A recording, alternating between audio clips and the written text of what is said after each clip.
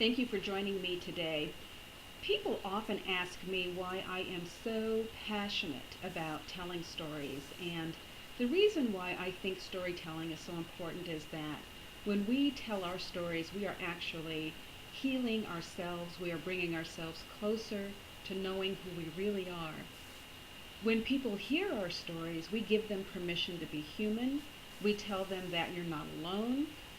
How many of you have ever had a situation where you thought, my goodness, I am the only one in the entire world who's ever faced this particular circumstance, be it financial, personal, relational, and you find out that, my gosh, somebody else has also experienced the same situation and made it through. There is such power when we share our stories in that way because what it says is that I'm human, you're human, let's work things out together.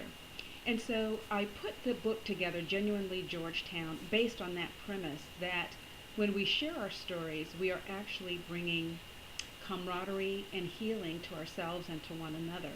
And whether it's the story about Vita Stratman, who was taken from her family in Greece when she was only 5 years old and illegally adopted in the United States, or whether it's the story about Yvonne Sandoval Isaacs, who found a young teenager intoxicated and stumbling down the street, brought her into her home, cleaned her up, and a year later, the young girl is now functioning and is a contributing part of society.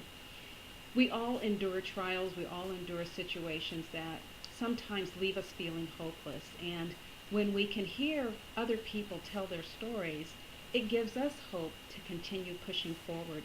And that is why I wrote Genuinely Georgetown. And even though the stories are about people who live here in Central Texas, the meanings of those stories are global. And so I encourage you to check out the website genuinelygeorgetown.com. The book is available at that website and also available on Amazon, Barnes& and Noble, and other ebook sites. So with that, I will say thank you for your time today, and this is Alicea Jones signing off saying, share your stories and inspire the world.